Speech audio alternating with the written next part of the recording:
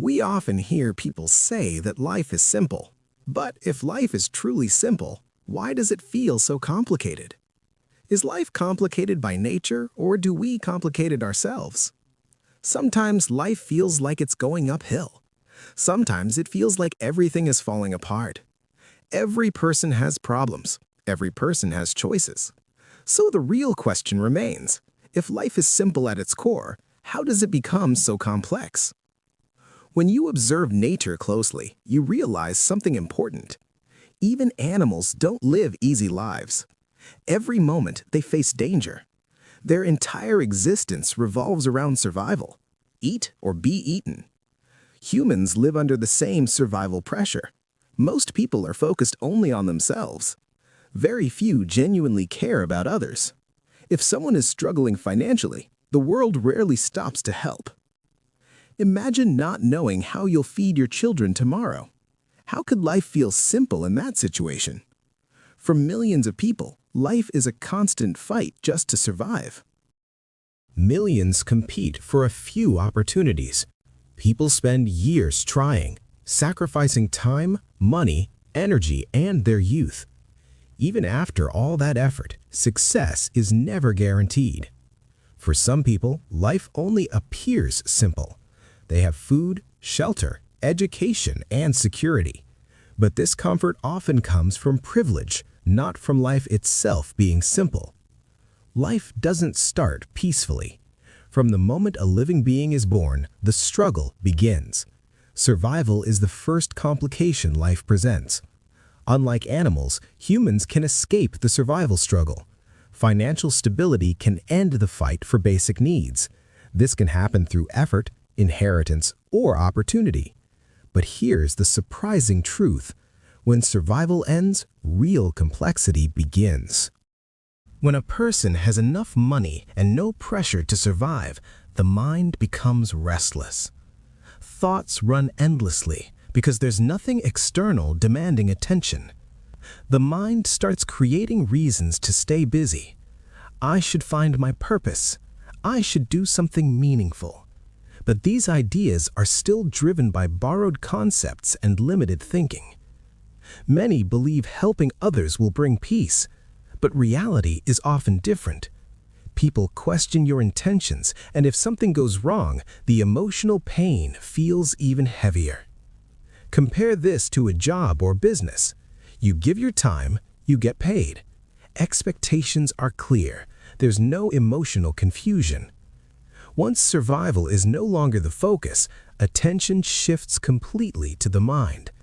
You begin worrying about how others see you, judge you, or talk about you.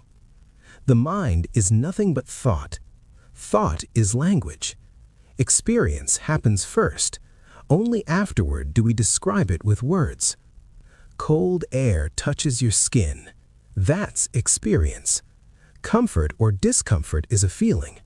When you describe it, thought is born. Your attention always moves toward desire or discomfort. When there is no craving and no resistance, attention naturally fades. That's why some people feel nothing at all. No excitement, no irritation. And those people often appear the most peaceful. At the deepest level, you are shaped by your cravings and your fears. The objects change, but the pattern stays the same. At first, cravings are about food and shelter. Later, they become ideas of right and wrong, good and bad, spiritual and material. Once basic needs are fulfilled, intelligence becomes essential. Without it, indulgence takes over, and life becomes worse, not better.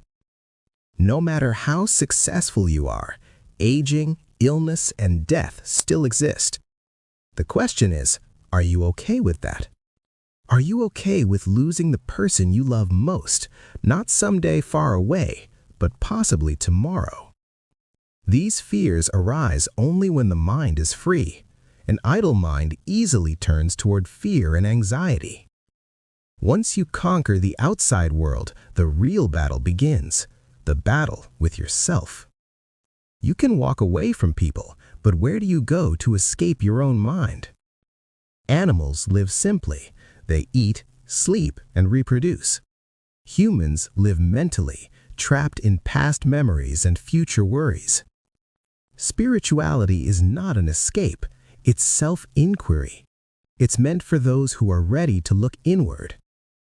If your basic needs are met, your health is stable, and life feels balanced, then it's time to ask a deeper question. Who am I? Not your name, not your role, not your achievements. Observe your own awareness. Look honestly at your inner world. If you truly see what's there, you won't just understand yourself, you'll understand life, humanity, and existence itself.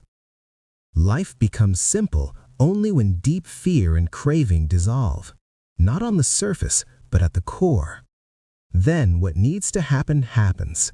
What doesn't matter falls away. Success or failure no longer controls you.